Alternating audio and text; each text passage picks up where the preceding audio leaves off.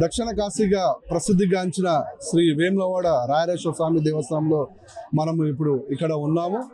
రాజన్న చరిత్ర, ఈ టెంపుల్ చరిత్ర ఏందనేది మనం ఇప్పుడు తెలుసుకుందాము. ఇప్పుడు ప్రస్తుతానికి మనం రాజన్న టెంపుల్లోకి వెళ్దాం. ఇప్పుడు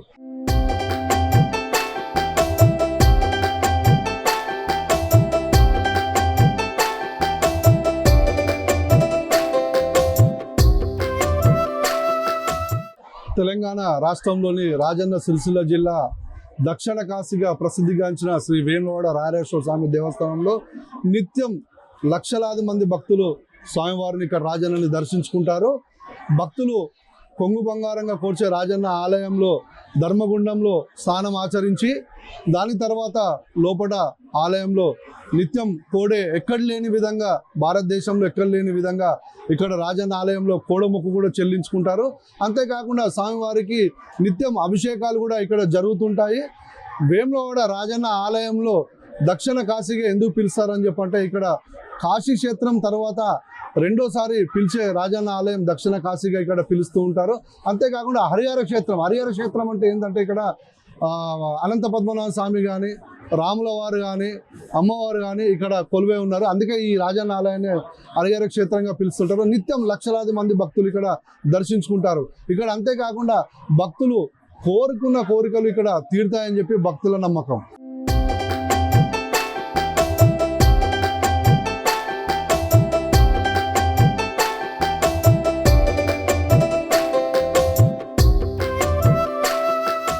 మనము ఇప్పుడు ప్రస్తుతానికి లోపల రాజన్న ఆలయంలో ఉన్నాము. మనతోని మాట్లాడటానికి రాజన్న చరిత్ర, ఈ టెంపుల్ సంబంధించిన పురాతన చరిత్ర గురించి చెప్పడానికి మనతో పాటు అర్చకులు ఉన్నారు. వాళ్ళు అడిగి చెప్పండి ఈ రాజన్న చరిత్ర అసలు ఏంది? ఈ టెంపుల్ ఎప్పుడు నిర్మించారు, ఎవరు నిర్మించారు అసలు? నమః పార్వతీపతయే హర హర మహాదేవ హర.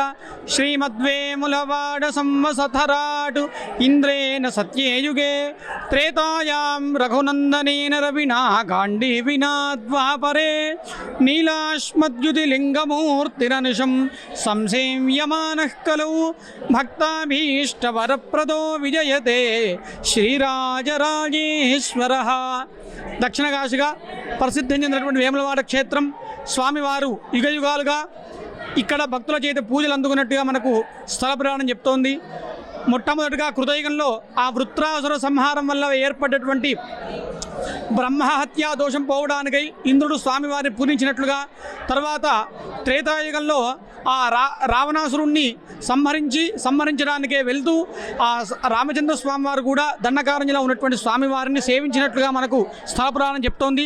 దాంతోపాటుగా ద్వాపరయుగంలో ఆ అరణ్యవాస సమయంలో పంచపాండవులు కూడా ఇక్కడ వేములవాడ క్షేత్రాన్ని దర్శించుకున్నట్లుగా రాజరాజో రాజలింగం రాజేశ్వర స్వామిని ధర్మరాజు, భీమో భీమేశ్వరం తదా భీమేశ్వర స్వామిని భీముడు, అదేవిధంగా బాలరాజేశ్వర స్వామిని అర్జునుడు, ఇక్కడ స్వామివారి యొక్క పశ్చిమ భాగంలో ఉన్నటువంటి ఆ ఉమామహేశ్వర సోమేశ్వర స్వామి వారిని నకుల సహదేవులు కూడా 5 లింగాలను 5గురు కూడా పూరించినట్లుగా మనకు స్థల పురాణం చెప్తోంది. దాంతోపాటుగా విశేషంగా ఈ కలియుగ ప్రారంభ సమయంలో స్వామివారు ఇక్కడ ఈ స్వామివారి దేవాలయం ఈశాన్య భాగంలో ఉన్నటువంటి ధర్మగుండంలో అంతర్ధానమయ్యారు. ఒకసారి రాజరాజ నరేంద్రుడు అనుకోకుండా వేటకే వచ్చాడు. ఈ ప్రాంతానికి నాంపల్లి ప్రాంతాన్ని రాజధానిగా చేసుకొని పరిపాలించేటువంటి వాడు. ఒకసారి అతనికి బాగా కుష్ఠరోగం వచ్చింది. ఇక్కడ వచ్చిన తర్వాత అనుకోకుండా ఆ కుష్ఠరోగంతో బాధపడుతూ అతను ఒకసారి అతని ద్వారా కుష్ఠరోగం అనేటువంటి అంటురోగం కాబట్టి ఆ రాజరాజ నరేంద్రుని యొక్క ఆ పెంపుడు కుక్క కూడా ఆ కుష్ఠరోగం సంక్రమించింది. ఒకనాడు ఆ కుక్క అలా తిరుగుతూ ఎక్కడైతే ధర్మగుండం ఉందో ఆ ధర్మగుండం ఉన్నటువంటి స్థలంలో కొద్దిగా బురదలాగా, కేవలం చిన్న బురదలాగా ఉండేది. ఆ సమయంలో ఆ బురదలో అడుగు పెట్టగానే ఆ కుక్కకు ఉన్నటువంటి ఆ రాజరాజ నరేంద్రుని యొక్క కుక్కకు ఉన్నటువంటి పెంపుడు కుక్కకు ఉన్నటువంటి శరీరంలో ఉన్నటువంటి మొత్తం పుండ్లు, కుష్ఠరోగం అంతా కూడా తొలగిపోయింది. వెంటనే రాజరాజ నరేంద్రుడు తీసుకొని రాగానే మహారాజు గారు దాంట్లో పాదం పెట్టగానే ఆ బురదలో మహారాజు కాళ్ళకున్నటువంటి పుండ్లు మొత్తం ఒక్క క్షణం లోపల మటుమాయమైపోయాయి. అప్పుడు మహారాజు ఏదో విచిత్రంగా ఉందని చెప్పి బురద తీసుకొని తన శరీరంలో ఎక్కడెక్కడైతే కుష్ఠరోగం ఉందో అక్కడక్కడ ఆ బురదను పూసుకోవడం ప్రారంభించగానే మంత్రం వేసినట్లుగా క్షణం లోపల మొత్తం మటుమాయమైపోయింది. కావడంతో మహారాజు గారు ఇక్కడ చాలా విశేషం ఉందని చెప్పి వెంటనే పండితులందరినీ పిలిపించి ఇక్కడ ఏం విశేషం ఉందో తెలుసుకోండి అంటే, అప్పుడు పండితుల వారు అయ్యా ఇక్కడ తవ్వుతే తెలుస్తుందని చెప్పి 100 తాడి చెట్లు లోతుగా ఇక్కడ తవ్వేసరికి ఆ ధర్మ ధర్మగుండం ఇప్పుడు ఉన్నటువంటి ప్రదేశంలో అలా తవ్వుతూ వెళ్తే 100 తాడు చెట్ల లోతులో ఆ రాజరాజేశ్వర స్వామి వారి యొక్క మనం ఇప్పుడైతే ఏదైతే పూజిస్తున్నామో ఆ రాజరాజ స్వామి వారి యొక్క లింగం మనకు కనబడింది. ఆ లింగాన్ని తీసుకొని వచ్చి దేవాలయం నిర్మాణం చేసి 40 రోజులు దీక్షతో కూడా ప్రతిష్టా సుముహూర్తాన్ని నిర్ణయం చేసి దీక్షగా యజ్ఞాది క్రతులు ప్రారంభించారు. సుముహూర్త సమయంలో రాజుకు, పరివారానికి, పురోహిత వర్గానికి, పండితులకు అందరూ కూడా మొత్తం మంది మూర్ఛపోయారు.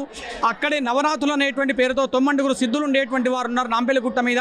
వారు వచ్చి సుముహూర్త కాలానికి స్వామివారిని ప్రతిష్ఠించినట్టుగా మన చరిత్ర చెప్తుంది. అంటే ఇది మానవ ప్రతిష్ఠ నిమిత్తం కాదు, కేవలం సిద్ధుల చేత మాత్రమే స్వామివారికి ప్రతిష్ఠ చేసేటువంటి అర్హత ఉన్నట్టుగా మనకు స్థల పురాణం ద్వారా తెలుస్తోంది. అట్లా ఆ రోజు నుండి ఈ రోజు వరకు కూడా స్వామివారు చక్కగా రాజరాజ నరేంద్రుడు కట్టించినటువంటి దేవాలయం కొంగు బంగారంగా భక్తులందరి చేత సేవింపబడి వారు కోరినటువంటి కోరికలన్నీ కూడా నెరవేరుస్తున్నారు. ఏ క్షేత్రంలో అన్నట్టుగా ఇక్కడ విశేషంగా కోడముక్కులు సమర్పించుకోవడం అనేటువంటి విశేషం కూడా ఉంటుంది.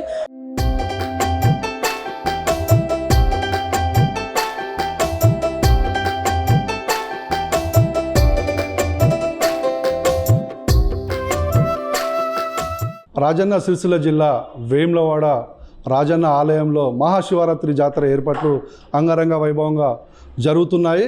మనతోని మాట్లాడటానికి ఆలయ ఈవో మనతోనే ఉన్నారు. వాళ్ళని తెలుసుకొని చెప్పండి సార్, రాజన్న ఆలయంలో మహాశివరాత్రి జాతర ఏర్పాట్లు ఎలా జరుగుతున్నాయి? మహాశివరాత్రి జాతర ఈ నెల 25వ తారీఖు నుండి 27వ తారీఖు వరకు 3 రోజులు అత్యంత వైభవంగా నిర్వహించడానికి జిల్లా కలెక్టర్ గారు ఇదివరకే 2 సార్లు అన్ని డిపార్ట్మెంట్ల అధికారులతోటి సమావేశాన్ని ఏర్పాటు చేశారు. దానికి అనుగుణంగానే అన్ని డిపార్ట్మెంట్లు కూడా వారి యొక్క కార్యాచరణ ప్రకారము ఆ యొక్క ఏర్పాట్లలో నిమగ్నమైపోయి కూడా భక్తులకు ఎటువంటి అసౌకర్యం కలగకుండా కూడా వారి యొక్క సదుపాయాలని ఏర్పాట్లను చేయడం జరుగుతుంది. ఈ 3 రోజుల్లో కూడా దాదాపుగా 4 లక్షల మంది భక్తులు దేవస్థానాన్ని విచ్చేసి స్వామివారిని దర్శనం చేసుకొని కోడెమ్మకు చెల్లించుకుంటారని చెప్పి అంచనా వేస్తున్నాము. ఆ ఒక అంచనాకు తగ్గట్లుగానే దాదాపుగా 5 లక్షల లడ్డూల వరకు కూడా మేము లడ్డు ప్రసాదం ప్రిపేర్ చేస్తున్నాము.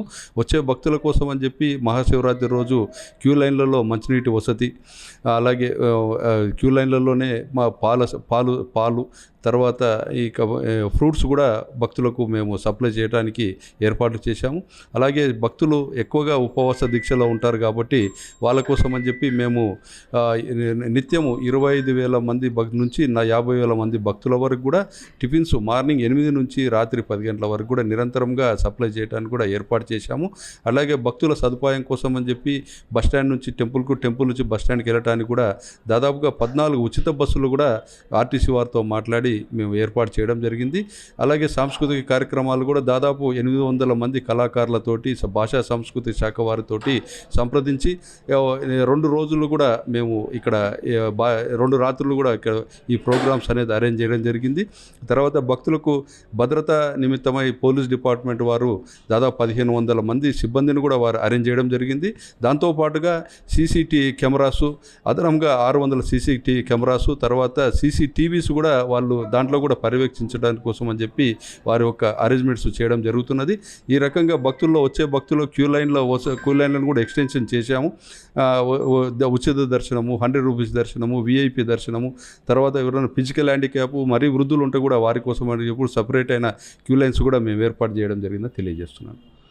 వచ్చే భక్తులకు కూడా ఎలాంటి ఇబ్బంది లేకుండా అందరికీ మంచి దర్శనాలు కూడా కల్పిస్తున్నామని చెప్తున్నారు. అంతేకాకుండా చలవ పందిర్లు ప్లస్ వచ్చే భక్తులకు కూడా క్యూ లైన్లలో కూడా చల్ల ప్యాకెట్లు కూడా ఏర్పాటు చేస్తున్నామని చెప్పి చెప్తున్నారు. కెమెరా పర్సన్ వేణుతో రఘు 6 టీవీ వేములవాడ నుండి.